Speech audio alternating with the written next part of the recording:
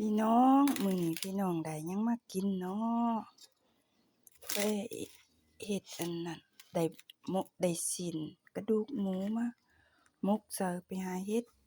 ได้เฮ็ดบดอันอ่อนมันแกงกินยังอันแก่มันมาหมกใส่กระดูกหมูใส่ชิ้นหมูมากินนำข้อยเด้อเฮ็ดหมก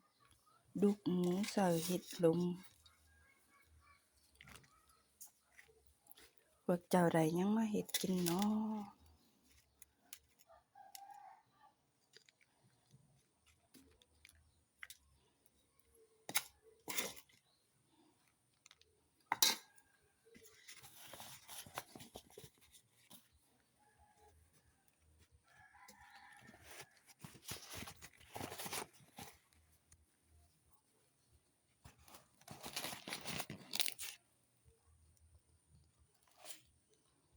ขออนุญาตไปห่อ